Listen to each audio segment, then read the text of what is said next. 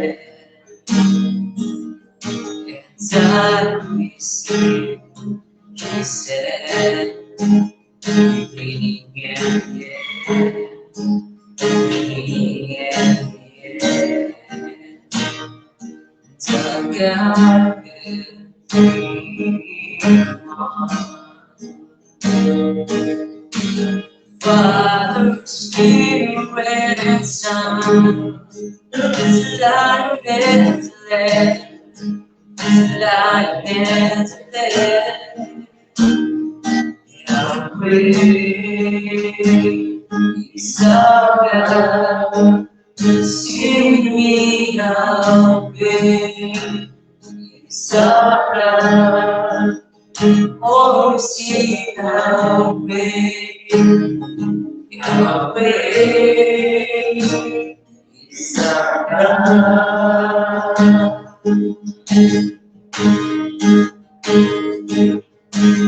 Name above all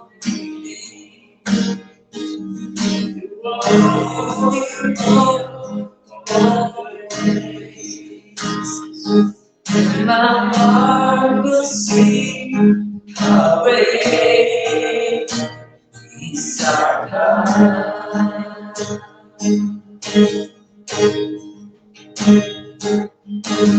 Name above all things, worthy of all praise, and my heart will sing Yahweh is our God.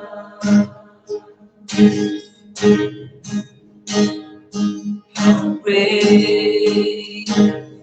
is our God. Sing me Yahweh is our God. Oh, sing Yahweh. Yahweh is our God.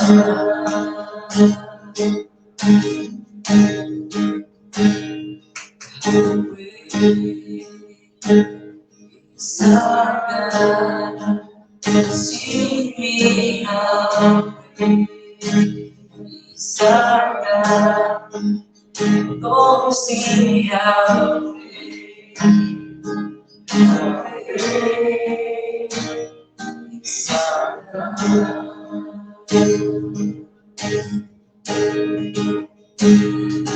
Yahweh is our God. Sing me Yahweh is our God.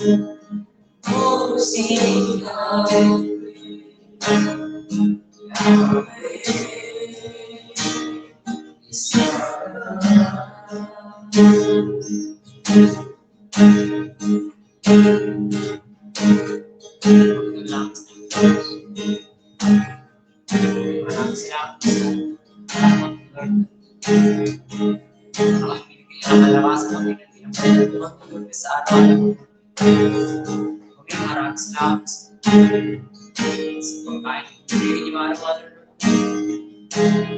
Ingat yung Panginoon.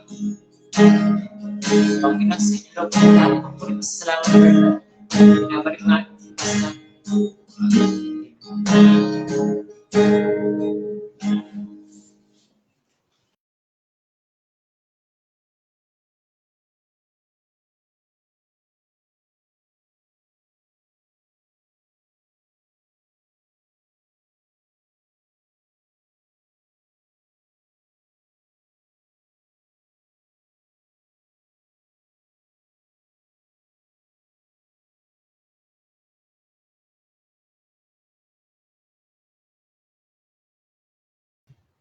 Okay, isa pong mapagpalang gabi po sa bawat isa sa mga kasama po natin dito sa prayer room. Yan, nandito naman po tayo at magsalo-salo po tayo sa salita po ng ating Panginoon at ganoon din po sa pananalangin. Ayan, sa mga nakasubaybay po ngayon ay sa kanilang mga tahanan, bumabati din po kami ng sa mapagpalang gabi po sa inyong lahat. At ano po yung ginagawa, nawa po ay nakatuon pa rin po kayo tuwing ng Huwebes dito po sa Christ Centered Life. 6 o'clock po, ayan, nanyahan po namin ang bawat isa. Pagdating po, ito po yung gawin nating 6 o'clock habit. And tuwing Huwebes po, alas 6 po ng hapon, ayan, magsama-sama po tayo. So, salamat po sa ating Panginoon sa gabi pong ito at patuloy po kami nag-aanyaya kung kayo po ay malapit po sa Panginoon po. Pag nagmamahal po tayo sa Panginoon, walang malayo. Sabi nga nung sa marami man malapit din. Pilit pa rin mararating. So, tuwing Webes nga po, ito ho, prayer meeting po. Malapit lang po tayo dito sa Damsan Subdivision po. Tuwing linggo din po, ang pananambahan po sa ating Panginoon. Nanyahan po namin ng bawat isa. 9 o'clock po ang start po. So bago po tayo magpatuloy, ay simulan po natin itong ating gagawin sa pananalangin. Ano po? Manalangin po tayo. Aming dakilang Diyos, amang banal, sa pangalan po ng aming Panginoong Jesucristo. Muli kami po ay pinagkatipon po o Diyos sa araw na ito at oras upang kami po ay magsama-sama dumulog sa panalangin at ganoon din po sa pagbubulay at pakikinig sa iyong mga salita.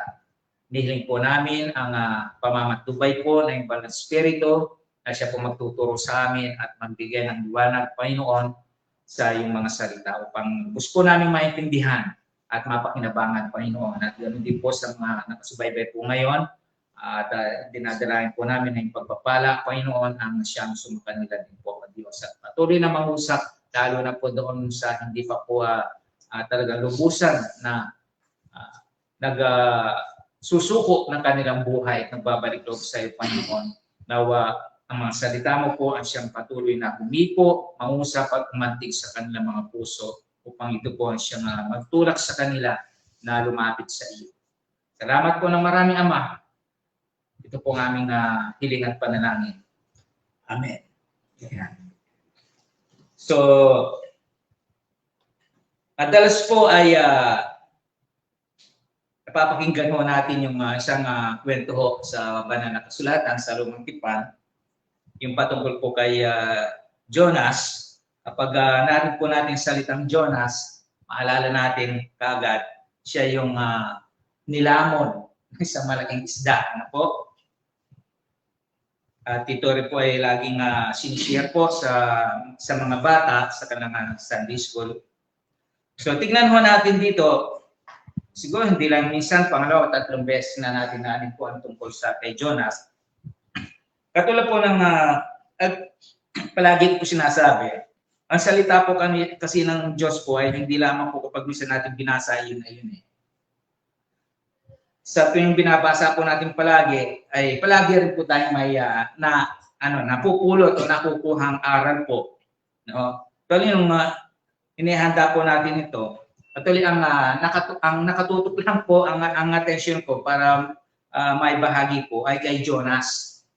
Pero ito pong huli, nakita ko dito yung dapat isama natin ang ating Panginoon, no? Dito sa buong senaryo po.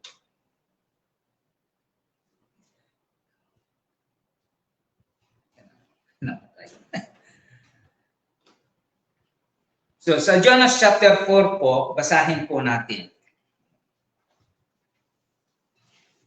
Pakisama po kayo sa akin, no? Dito po sa chapter 4 ng Jonas. Doon po sa mga walang banal na kasulatan o Biblia ho, kung kayo po nagnanais na magkaroon, makipag-ugnay lang po kayo sa amin dito o magilagay po dyan sa comment section po. Ano? At ganoon din po kung gusto po niyo magkaroon pala ng pag-aaral ng salita ng Diyos sa inyong mga bahay, ay welcome po. At makipag-ugnayan din po kayo sa amin dito. Ito po ay libre. Hindi po kami naniningil o hihingi na bayan. Libre po kung puso namin ipagkakaloob o ipapahayag po ang salita ng Diyos po sa inyo. So ang sabi po dito, hindi nagustuhan ni Jonas ang pag-uurong ng Diyos sa balak na pagbunaw sa Ninibe at siya'y nagalit. Verse 2, kaya dumalangin siya, Yahweh, hindi ba bago pa ako magpunta rito ay sinabi kong ganito nga ang gagawin ninyo. At ito ang dahilan kaya ako tumakas patungong Tarsis. Alam kong kayo ay Diyos na mahabagin at mapagpala. Alam ko rin matyaga kayo, puno-puno ng pag-ibig at madaling mapawi ang galit.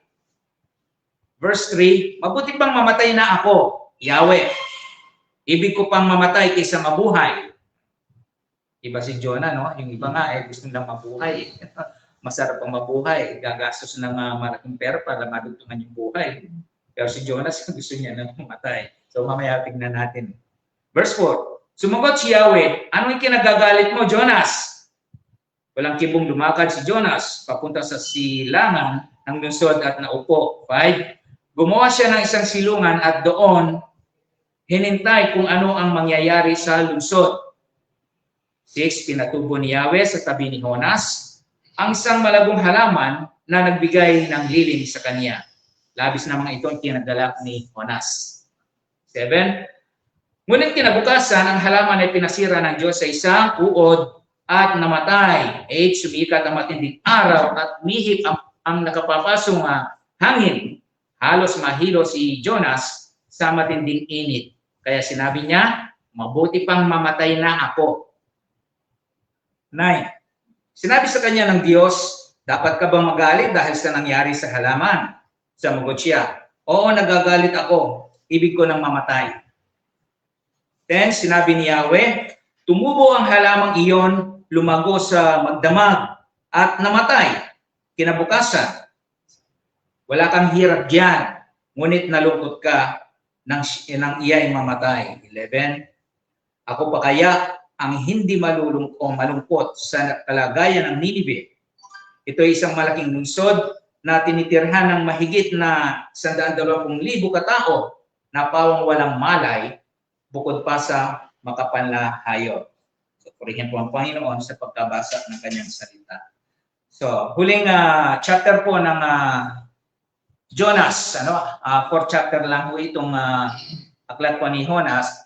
So, tingnan ho natin dito ang Diyos at si Jonas. Yun po ang titulo ng pag-aaralan po natin, no?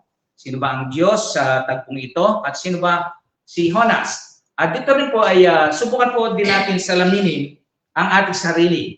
Kasi dito po si Jonas, makita po natin dito paano po siya nag-react, no? Sa pag-uusap po nila ng Diyos. So tayo rin po minsan ay nakakapag-react tayo, no? Kapag tayo nakipag-ugnayan sa Diyos. So, ang Diyos, makita ho natin dito yung pagiging mahabagin niya, at si Jonas naman ho, yung attitude niya. Pag sinabi po kasing attitude, yung kilos niya, no? Yung manner, yung action. Ayun. So, tingnan muna ho natin, maglakbay tayo pabalik. Sa chapter 1 muna, ano bang nangyari?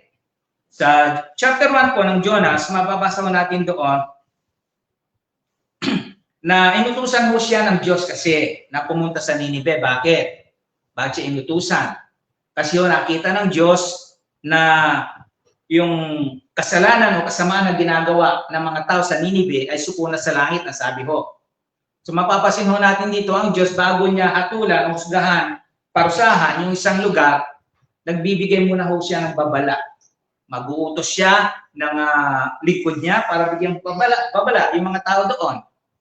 Ihatid yung mensahe ng ating Panginoon para bago man ibagsak ng Diyos yung hatol doon, kung pakikinggan nila yung mensahe ng Diyos sa pamagitan ng kanyang lingkod, kapag pinakinggan nila, iuurong. Hindi po doon sa Jeremias, binanggit ko din yun.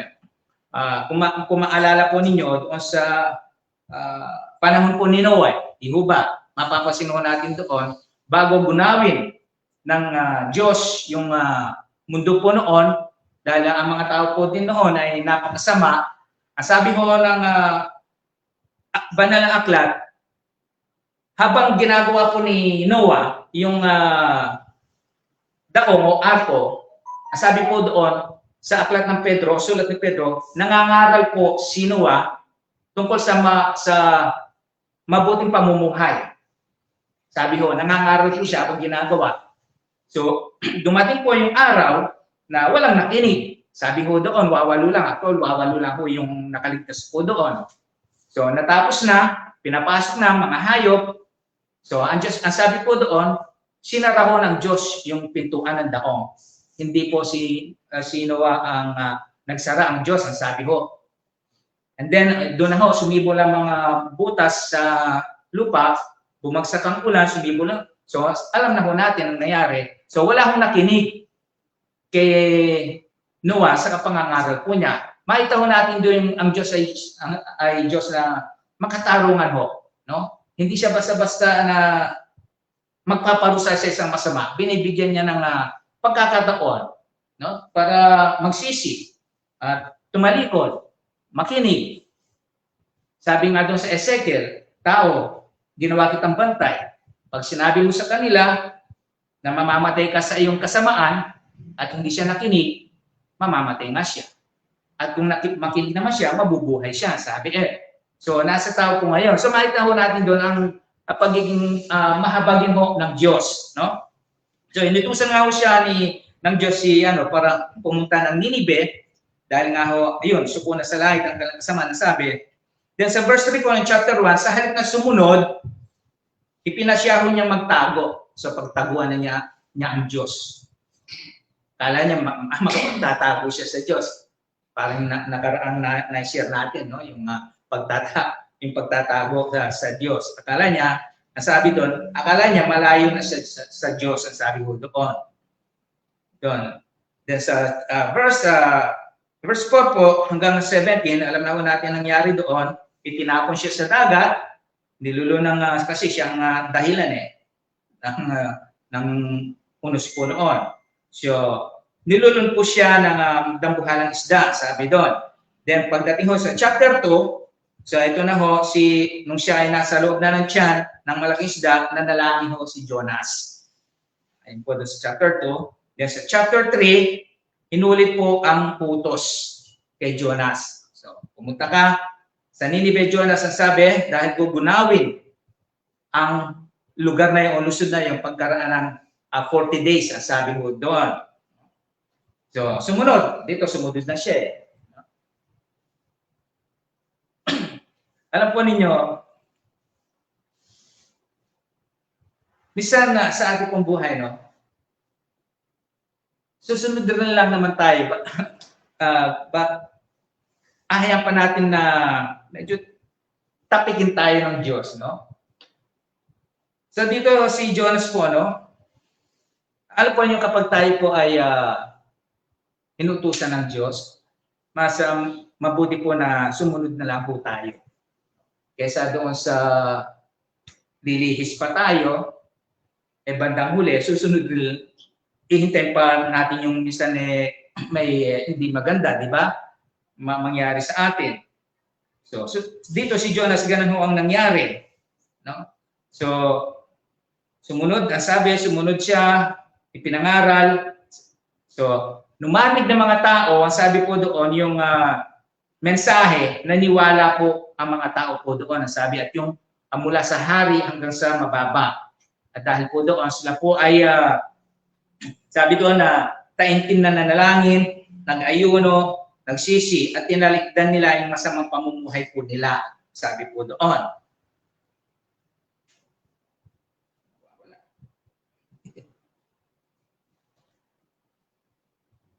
Okay. So, sabi po doon sa chapter 3 na yon, naniwala ho yung mga taga roon na sabi doon. So, alam na ho natin yun, no? Yung binanggit ho natin. At dahil po doon, nakita ng Diyos, wala na ang battery pa. Ayun. Ayun. Namamatay. Hindi ko na-set sa setting na mahabang ayun. So sa verse 10 po, nakita ng Diyos ang sabi ang kanilang pagtalikod sa kasamaan. So, actually nakita mo natin, no? Andun na ho na husgahan na ng Diyos yung Ninive, kaya lang hindi muna niya ginawa dahil binigyan muna sila ng pagkakataon. At yung nga po, no, through sa pamagitan po ni Jonah. So nakita ng Diyos, nakinig yung mga tao at nagsisi, tumalikod, then sabi din ho doon sa Jeremias, mababasa din ho doon, na kapag isang masama ay tumalikod sa kanyang kasamaan, hindi siya mamamatay, sabi ho doon. So nakita ng Diyos ang kanilang pagtalikod sa kasamaan, kaya hindi na niya tinuloy ang pagbunaw sa Ninive. So pagdating po sa chapter 4, dito na ho nag-react ho si Jonah, ano? Makita ho natin na siya na mismo ang nagsabi. Makita naman natin dito si Jonas yung pagiging totoo niya, no? Kaya lang mapapasin ho natin dito na hindi maganda yung mga lumabas sa bibig ni Jonas ho. So verse 1 chapter 4 po, dito na ho natin pasimulan. Dahil po doon na hindi ginunaw ng Diyos yung Ninive, nagalit po ngayon. At dahil sa nagalit siya, sabi, hindi niya nagustuhan yung ginawa ng Diyos na inurong, hindi na niya, tignan mo ninyo, no? Talagang gustong-gusto ni Jonas na talagang parusahan ng Diyos. Masakin ng Diyos yung Ninive. No? Kasi dito sa chapter 4 verse 1, kung mapapasin natin, yun ang kinagalit ho ni Jonas Hindi niya nagustuhan, sabi pa nga po doon yung pag-urong ng Diyos na balak na paggunaw sa Ninive. Wala siyang malasakit, wala siyang pagmamahal. Kaya mapahamak man yung mga tao po doon. Basta siya, okay na siya, ganun Verse 2, nanalangin uli dito si Jonas, maliban doon sa chapter 2. Nanalangin uli siya. So, tingnan mo natin yung panalangin niya. Kung unawain po natin mabuti yung panalangin niya dito, may kasamang panunumbat sa Diyos. Sa kanyang pananalita, tignan ho natin. Sabi niya, kaya dumalangin siya, ito ho, Yahweh, hindi ba bago pa ako magpunta rito, ito ho, no? Bago pa ako magpunta rito, ang sabi niya, doon sa Ninive, ay sinabi kong ganito nga ang gagawin ninyo. Alam na niya pala. No? Kaya sa inutusan ng Diyos doon, dahil ayaw ng Diyos na parusahan nga niya yung Ninive. Parang ganito Sabi ko na nga ba sa iyo Diba? Parang gano'n ang pananalita ni Jonas sa Diyos At ito ang dahilan kaya ako tumakas. So, yung pagiging totoo nga ni Jonas naman dito no? Umaamin naman siya. Kaya yun ang dahilan kaya siya tumakas. dahil ayaw niyang ihatid yung mensahe ng Diyos doon sa mga taga Ninive, nang sa ganon, yung puot ng Diyos, yung parusa niya ay ibagsak ng Diyos sa mga taga Ninive. Kaya lang, dahil nga ang Diyos nga, sabi nga kanya, Diyos na mahabagin. Para sa isang ama na labag man sa kalooban na minsan paluin yung anak dahil nagkasala, papaluin niya dahil yung nararapat para maituwid kaysa sa mapahamak ang kanyang anak. Di ba? Ganun ho ang Diyos Then, sabi niya, yun ang dahilan kung bakit siya tumakas. Ito, alam kong kayo ay Diyos na mahabagin. Alam pala ni Jonas na ganun ang Diyos Ba't pa siya nagtataka kung bakit na hindi pinarusahan ng Diyos yung Ninive? Sabi, mapagpala, ang sabi, matyaga, punong-puno ng pag-ibig, madaling mapawi ang galit. So, si Jonah mismo ang nagsabi kung sino ang Diyos. Kaya niya hindi pinarusahan ng mga taga-Ninive dahil ang Diyos ay isang Diyos na mahabagin. Punong-puno ng pag-ibig, sabi doon. So dahil po doon sa hindi nagustuhan, hindi na pangyari yung gusto ni Jonas na maparusahan yung mga taga-Ninive, eto ngayon ang kanya naging reaction yung naging attitude niya sa harapan ng Diyos. Sabi niya, buti pang mamatay na ako, Yahweh. Hindi nangyari yung gusto niya, Hindi nasunod.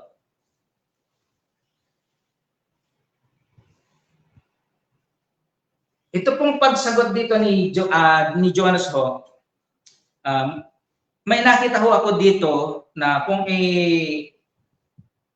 ilalagay ho natin sa ating mga mananampalataya, o sabihin natin pangkalahatan. Minsan nagiging ganito rin ho tayo. Kapag hindi na susunod yung gusto natin, kapag hindi na pangyayari yung sabihin natin, hinihiling natin sa ating Panginoon, nagkakaroon tayo ng ganitong attitude. Nagtatampo, nagagalit sa Diyos. At minsan, ito nga, sabi ko nga, buti, ang Diyos talagang lawak ng kanyang pangunawa. Hindi niya pinatulan dito si Jonah. Di ba? Sabi ng Bible, life and death ay nasa ating dila. Sabi niya dito, gusto ko nang mamatay. Sabi ni Jonah, dahil sa hindi nangyari yung in-expect ko niya sa gagawin ng Diyos. Kututsun dito, kung pwede na siyang isang pitik lang ng Diyos kay Jonah, pwede na siyang bumalagtaho. Pero siya na nagsabi dito, napakatyaga, sabi, matyaga ang Diyos. Pinagtyagaan ho ng Diyos si Jonah dito. Minsan ganun din po sa tayo. Ang Diyos sa atin. Minsan na doon na, kahit na minsan may katigasan tayo ng ulo, pinagtityagaan pa rin ho tayo ng Diyos. Kasi abot niya tayo Kilala ho niya tayo. Ibig ko pa mamatay kaysa mabuhay. So mas masarap pa sa kanya. Isang ganun mas masarap pang mamatay na lang kaysa sa mabuhay. Kaysa sa hindi nasusunod, hindi nangyayari yung gusto natin. Gusto natin tayo nasusunod. Hindi natin alam yung hindi tayo marunong lumugar sa dapat nating lugaran. Alalahanin po natin, siya ay Diyos, tayo ay kanyang nilalang binigyan ng buhay lamang po. Hindi tayo dapat nasusunod kung yung gusto natin yung napangyayari. So, dahil nga hindi nasunod yung gusto ni Jonah, yun ang kanyang naging saloobin. Gusto niya niyang mamatay. Parang siya dito si Jonah parang gigil na gigil Talagang bigo siya dito Hindi lang basta bigo, talagang bigong-bigo. Dahil nga sa hindi nangyari yung kanyang inaasahan. Namatay na naman. Then tuloy natin sa verse 4. Ayan. Kailangan pala inaangat. Sa verse 4, verse 3, verse 8 and 9. Ayan, mababasa ko natin dito 3 beses niyang sinabi, gusto na niyang mamatay. So anong kinagagalit mo, Jonas? Sabi ng Diyos sa kanya. Tignan ho niyo dito ang inugali o inasal ho ni Jonas. Walang kibong lumakad si Jonas papunta sa silangan ng lungsod at naupo. Di pinansin, inisnab ang Diyos. Nung tanong niya siya na, anong kinagagalit mo, Jonas? Nalang siya, parang yung batang sinesermo na ng kanyang magulang, tapos bigla na lang sa tumalikod. Ganon ang ginawa mo ni Jonas eh. Kaya tignan mo natin dito ang ginawa ko ng Diyos. Sa verse 5, gumawa siya ng isang silungan at doon hinintay kung ano ang mangyayari sa lungsod. So, si Jonas po, gumawa siya ng masisilungan ho niya. Kasi kainitan ho ng araw noon, ng panahon. So, ang sabi po doon, hinihintay pa rin niya, ba yun? Yun. Hinihintay kung ano ang mangyayari sa lungsod. So, talagang inaabangan pa rin niya na titingnan niya na gugunawin ng Diyos. Hinihintay niya. Panonoorin niya kung anong gagawin ng Diyos. Inaasahan pa rin pala talaga ng Diyos. So, na talaga parurusahan ng Diyos. Baka magbago ang isip ng Diyos, gano'n. No? Sabi ko din sa verse 5, no? Hinintay kung ano ang mangyayari sa lungsod. Verse 6, ito yon. Tingnan mo ninyo ang kabutihan ng ating Panginoon. So, hindi nagsapat kay Jonah yung ginawa niyang bubong, dilim eh. Kaya sa verse 6, pinatubo ni Yahweh sa tabi ni Jonas ang isang malagong halaman na nagbigay ng lilim sa kanya. Ito ho. Nung una, sabi, gusto na niyang mamatay. Dahil nga, yun nga, siguro nga, sa sitwasyon, hindi maganda para sa kanya. Pero pagdating dito, nung ang Diyos ay nagpatubo ng isang malagong halaman, ang sabi doon, labis naman itong ikinagalak ni Jonas. Yan no? Kung titignan mo natin dito, sa tagpong ito, ibig pa kaya mamatay ni Jonas sa tagpong ito? Na siya na-relax po siya dito na-comfort po siya dito Kasi sabi, ikinagalak ni Jonas yung yung pagtubo ng isang halaman Nililiman siya nagkaroon siya ng napreskuhan, sabi na napreskuhan siya. No? Hindi sumapat nga ho yung ginawa niya bubong Kaya nakita ni Diyos na hindi sumapat, nagpatubo. Diba? Mas masarap yung halaman, di ba? Kesa sa gawa ka ng tolda, mainit pa rin pag sumikat ang araw, di ba? Pero pag halaman, ay malamig po yan. Kahit na mainit yung araw. So, kinomfort pa rin ho dito ng Diyos si Jonas, no? Sa verse 6 po. Kasi natuwa siya, naggalak siya, nasiyahan ho siya. Tinatuwa niya. Ito yon. Pagdating sa verse 7, ngunit kinabukasan, ang halaman ay pinasira ng Diyos sa isang uod at namatay. Ayun. Baga, dito si Jonas hindi pa rin nag-gets dito sa tagpong ito na ginagawang halimbawa ng Diyos dito sa halaman na ito Ipinapakita o gustong ipaunawa ng Diyos kay Jonah na yung halaman na yon ay pang sumisimbolo sa taga Ninive. Kaya yung halaman na yon pinatubo magdamag, sabi, then kinabukasan pinasira ito. So nawala yung ang kasiyahan ni Jonas.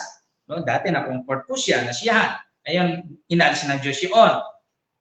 Ito na naman ho ang naging reaction na dito ni Jonas sa verse 8. So pag alis nung namatay halaman, sumikat ang matinding araw at umihip ang nakapapasong hangin. Halos mahilo si Jonas sa matinding init. So dito po, nung sinang Diyos, yung inalis siya sa comfort zone niya, yun, Tapos ito, sumabay pa yung nakapapasok init ng araw, sabi, yun, nawa hindi na siya komportable sa kanyang sarili. Ito na naman ho. Kaya sinabi niya, mabuti pang mamatay na ako. At that's gano'n ho nagiging reaction ng tao pag wala siya sa kanyang komportabling kalagayan. Yun ang mas ninanais pa na gano'n na lang. Mamatay na lang siya. At ito ang pangalawang reaction ho ni Jonas, no? Kapag walang pagpapala, ano, no? Pag may pagpapala, praise the Lord, sabi nga, no?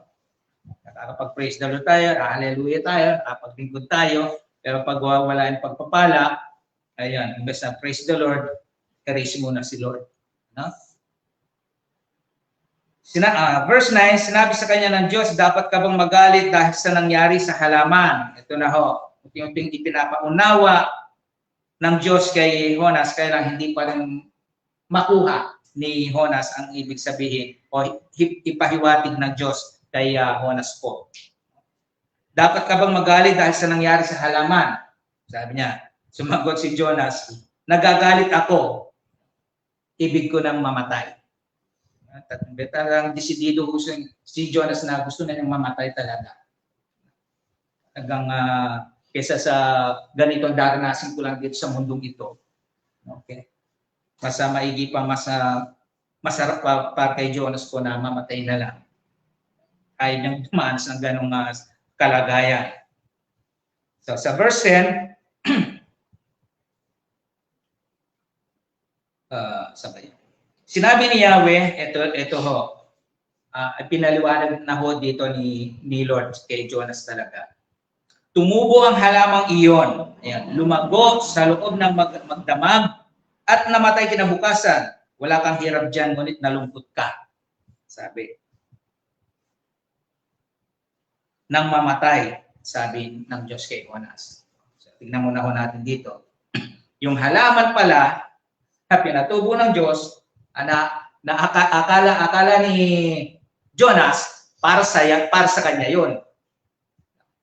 Hindi niya alam, ilustrasyon yun ng Diyos para sa Ninibe, para maintindihan ni Jonas. Kaya lang, tignan pa rin ho yung pagiging selfish ni Jonas dito. No? Akala niya yung halaman na yung pinatubo para talaga i-comfort lang siya. Hindi ho. Kaya nung alisin ng Diyos siya nagalit po siya. Kaya dito na pumasok ang Diyos ngayon. Nakita niya, Jonas, ito, sabi niya dito sa binasa natin, ito yung halaman na pinatubo ko, sabi doon, no?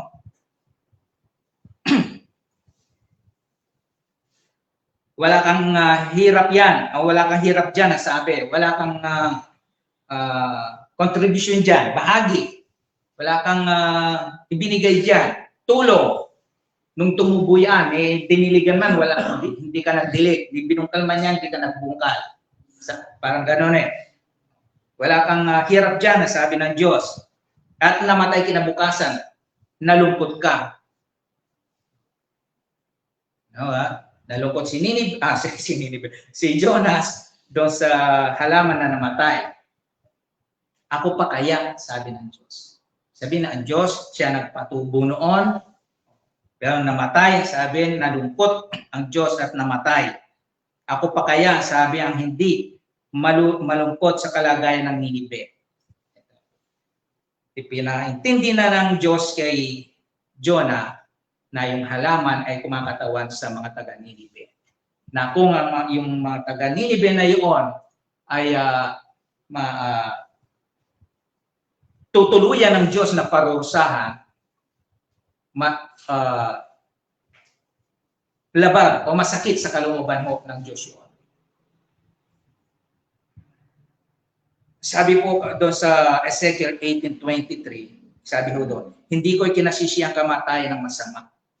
Ang ibig ko nga siya magsisi at magbagong buhay. Yan po ang gusto ng Diyos sa mga taga-Ninibe. Dahil magkaiba sila ng gusto ni Jonah. Jonah gusto parusahan ng Diyos. Kaya lang ang Diyos hindi ko ganun. Gusto nga niya, ayaw niyang parusahan, magsisi sila, kaya nga sinugo kita doon, Jonas, para pangaralan sila. Ngayon, kung hindi sila makinig, kasalanan nila yan kung yung parusa ko sa kanila ay bumagsak. Wala silang may dadahilan pagdating ng araw na hindi sila binalaan o pinalahanan kaya sila napunta ngayon dito sa paghihirap. Ezekiel 33 verse 11, ang sabi ko doon, hindi natutuwa ho ang Diyos na mamatay ang sinuman sa kanyang kasamaan. Sabi doon, ang ibig niya, sila magbagong buhay pagkat di sila dapat mamatay sa kanilang kasamaan. Ayaw po ng Diyos yun. Kasi alam ng Diyos, pag sila namatay, kung halimbawa ito, tingnan ho natin, kung halimbawa tinuloy na ho ng Diyos yung parusa, natuloy at hindi nga sila nakinig, no? Hindi lang ho yun ang masakit eh. Ang masakit ho doon, pagkatapos noon, yung kaluluwa nila, saan kaya mapupunta? Yun ho mahirap. Yun ho ang ayaw na mangyari ng Diyos.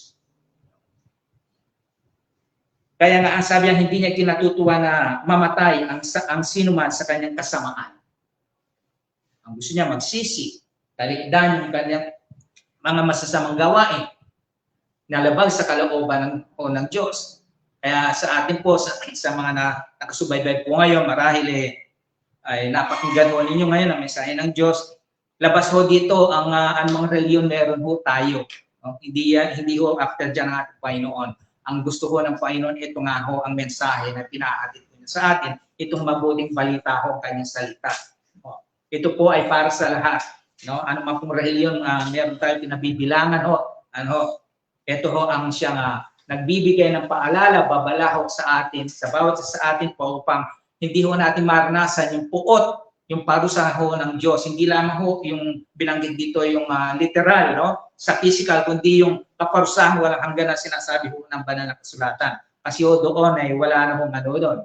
Wala na hong lipatan doon. Sabi ho ng banal na kasulatan.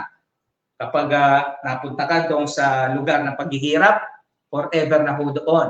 No? Hindi na ho pwedeng lumipat sa kabila. Yan ang sabi ng banal na kasulatan kahit ilang pang mananalangin ang sa kaluluwa ng isang tao dito sa lupa, hindi na ho, wala nang magagawa yung panalangin, no, upang isalba. Sabi nga, para isalba mo kami, ang sabi, wala nang magagawa yon. Hindi na ho maisasalba sa kaluluwa na napunta sa paghihirap sa impyerno dahil sa kanyang kasamaan, kinamatayan na, hindi siya nakinig sa salita ng Diyos, sa kanyang babala. Ito, kinamatayan niya, at sabi ng banal kasulatan, ang nariyan hindi na po pwedeng pumarito, sabi ko doon sa parabola, sa mayaman si Lazaro. At ang nandito, hindi na po pwedeng pumariyan dahil mayroong bangin nasa gitna, sabi ko doon. Kaya ito ho, ang Diyos, nagbigay ho siya muna ng babala sa mga taga Ninive bago ho sana niya ibagsak yung parusa. At dahil po doon, nakinig doon sa mensahe at tumalikod. Yun naman ho talaga ang mensahe ng ating Panginoon. Maging ang ating Panginoon si Kristo nga ho at maging si Juan John the Baptist ho, yan ho ang kanilang unang isinigaw na inaaral ho. No, pagsisihan ninyo talikdan ang inyong mga kasalanan sapagkat malapit na ang paghahari ng Diyos. Yan po naman ang nais ng ating Panginoon Talikuran ho natin yung masamang gawa natin. Alam naman ho natin kung anong masama yan. Ano ho? Marami ho. Pinasama ho tayo ng mundo. So, dito ho, balik ho tayo. Sabi, ako pa kaya hindi malulungkot. So, hindi ho natutuwa o nasisiya ng Diyos po kung ang isang tao po ay kinamatayan po niya yung kanyang kasamaan po. Kaya nga ho, dapat hanggat tayo po may hininga na bubuhay, kailangan ho handa ho tayo palagi. Paano ho yun? Yung nga ho, pakinggan ho natin yung sinigaw ni Juan at ng ating Panginoon Kristo, pagsisihan ho natin at talikdan. Ito hong mensahe. Kasi yung mayroong kahatulang darating na pagdating ho ng araw, may kahatulang ibabagsak ang Diyos ho dahil sa kasamaan ho ng tao. Ngayon, doon sa mga makikinig ho sa mensaheng ito na inihahatid po magpahanggang ngayon, no? magsisi, tumalikod sa kasalanan at magbalik loob sa Diyos, mamuhay sa kalooban ng Diyos, yun ho, kung dumating man yung panahon na ibabagsak na ho ng Diyos yung kahatulan, ay hindi ho tayo masasama ho doon. At ito ho, no, nalulungkot po ang Diyos. No? Ito ay isang malaking lungsod, tinitirhan ng mahigit. Ang dami po pala, 120,000. At sabi po doon, na pawang walang malay. Ano po ibig sabihin walang malay? Hindi ho, yung pag sinabing walang malay, hindi ibig sabihin na wala silang muwang na parang mga bata, hindi ho. Wala silang malay na parurusahan pala ng Diyos sila. Yan o, ibig sabihin dito. No, wala silang 120,000, wala silang malay, wala silang kaalam-alam na meron palang nakaamba na babagsak na kaparusahan sa kanila. Bukod pa sa makapal na hayop. Tapos, ito, si Jonah, gustong-gusto niyang maparusahan, mapahamak yung mga tao. Kaya tayo po mga mananampalataya, no, nakarinig na ng una ng kanyang salita, yan po ang part natin ngayon. Ang ibahagi, no, yan po ang ginagawa ko namin ngayon. Hindi ho bagong reliyon o samahan o sekta ang aming pong ibinabahaw o pinapangaral. Hindi po ang salita po ng Diyos. Ito ho ang nais ng Diyos na tanggapin po natin, paniwalaan, ang sabi po ni Pablo kay Timothy. No? Doon sa kanyang sulat kay Timothy. Ito ang katotohanan na dapat paniwalaan at tanggapin ng lahat. Ang sabi po doon. Si Kristo ay namatay para sa makasalanan. At ako ang pinakamasama, sabi po ni Apostol Pablo.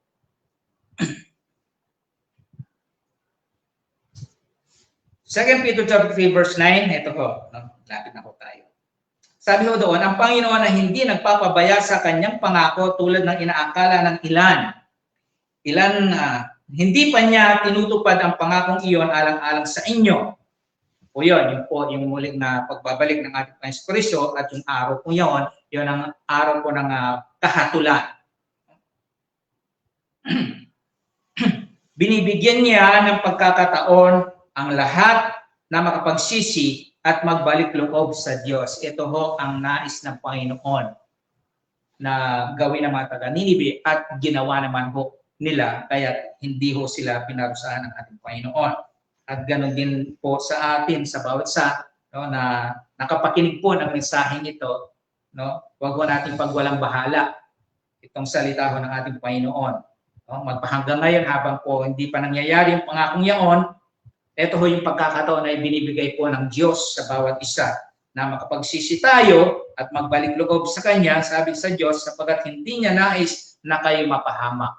Ayaw nga po niya na ang saman ho ay mapahamak po, mapapuntas do sa impyerno. Kaya nga ho, pag ho ninyong tatanggihan o baliwalain po kapag binabahaginan po kayo ng salita ho ng Diyos.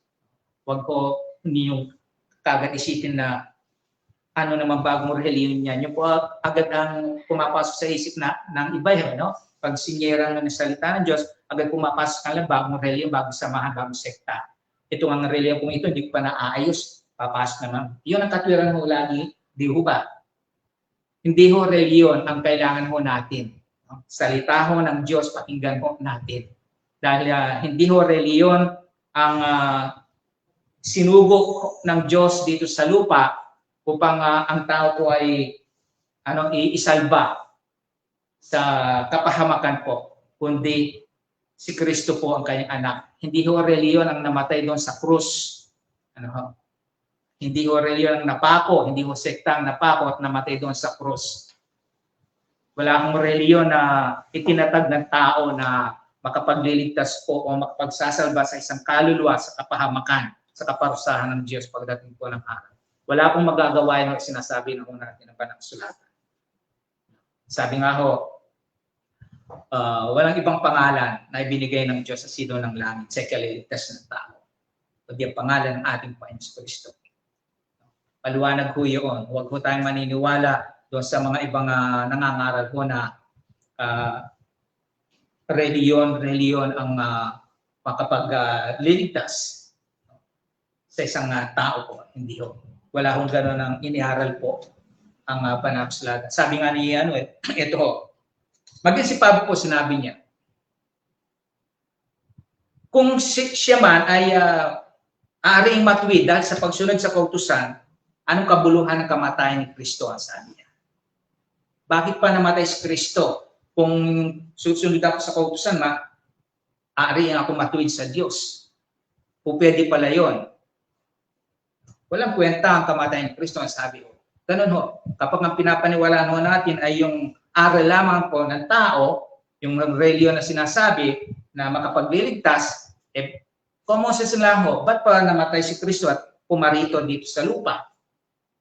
Para saan po yun, yung kanyang kamatayan? Ba't pa siya pinako? Ba't pa siya isinilang? Tuwing sabi, Pasko at namatay, tuwing mahal araw. Ba't pa nangyari mo yun? Para saan po yung nangyari na yun? O pwede naman, kahit nga ang sabi ng Kasulatan, maging natin mabubuting gawa, walang magagawa sa ating kaligtasan.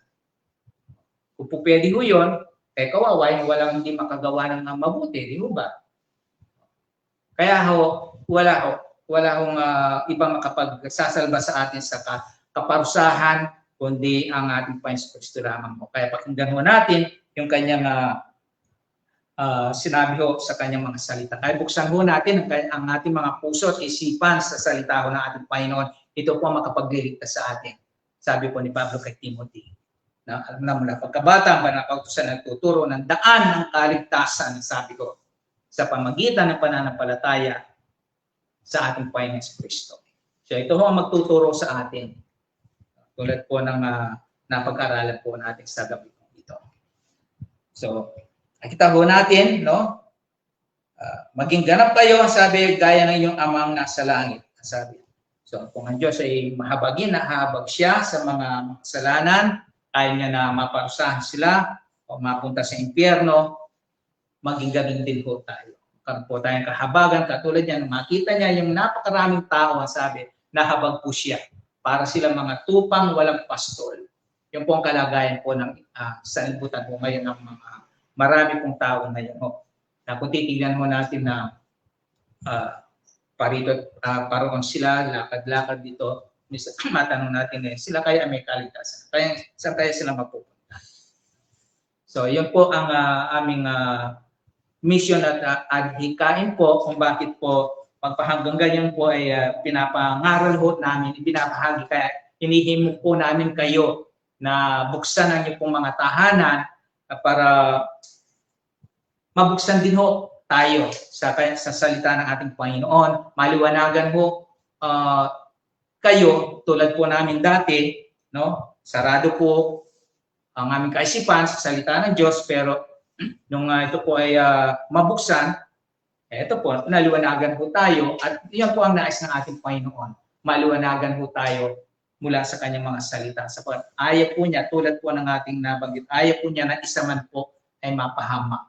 Kanya lamang po, hindi na po natin masisisi ang Diyos kung dumating ang panahon na makita natin ang ating sarili, magising tayo, andun tayo sa paghihirap sa apoy na hindi mamamatay, uod na hindi mamamatay ang sabi. Hindi na po natin masisisi pa at matatawag, Lord, ligtas mo ako dito, hindi na ho. Tulad ho, dito sa parabola sa Banal na Kasulatan, may nangyari pong ganon na parabola. Humihingi siya ng saklolo, yung mayaman na punta sa paghihirap. Kaya sabi ng Panginoon, hindi na pwede pumarito ang nariyan. Sabi. So yun po ang masaklap at malungkot na sa ibang banda na balita. Pero ang magandang balita po, ito po, ang kaligtasan o magpahanggang ngayon ay inaalok po ng ating Panginoon, libre po, upang hindi ho natin maranasan yung kapahamakan doon sa impyerno. Amen. Tayo po magsalamat. Lord, salamat po ng marami sa katotohanan po ng iyong mga salita. Napakabuti mo, Panginoon. Paging kang Diyos, sabi mo nga na banayad ka kung magalit, kung magparusa ka, hindi ka tumbas ang aming pagsuway. Ganun ka po kabuti, Panginoon. Salamat po sa iyong mga salita na siya pong nagsisilbing ilaw, Panginoon, sa aming daanan, sa aming landasin. Upang makita po namin ang aming tinatahak kung saan po kami dinadala ng aming mga paa. At sa ganun, O Diyos, ay makaiwas po kami kung ang mga paa po namin ito ay patungo doon sa kapahamakan. may pagkakataon pa po kaming mag-iba, O Diyos, at huwag magpatuloy doon, bagos tumalikod at tahakin yung landas na tinuturo mo po sa amin. Dalangin po namin, Panginoon, doon po sa mga kababayan po namin, mga kamag-anak, kapamilya, O Diyos, kaibigan, kilala na kayong Panginoon ay makakapanood po nito, nanonood ngayon, O Diyos, nawa ang mensahe mo po ngayong gabi pong ito, Panginoon, ay ito ang siyang ihipo, kukurot, O Diyos, sa kanilang puso at magbubukas ng kanilang kaisipan upang tanggapin po ang mga salita. Papasukin ito sa kanilang mga buhay at nasa ganun, Panginoon, makita po nila ang liwanag ng katotohanan ng mabuting balita na iisa lamang po ang paraan, ang daan upang ang isang kaluluwa ay makarating sa buhay na walang hanggan at hindi sa kapahamakan. Walang iba kundi ang aming Panginoong Jesucristo na siya pong isinugo mo upang siya mamatay, mapapo, maghirap doon sa krus ng Kalbaryo upang kami po ay magkaroon ng kaligtasan. Marami pong salamat aming Panginoon at patnubayan niyo po kami patuloy sa aming pong tuloy na pagsasama po sa panalangin, pagdulog po sa iyo. Tayo po namin binabalik lahat ng kapurihan at pasasalamat sa pangalan po ng aming Panginoong Jesucristo. Amen.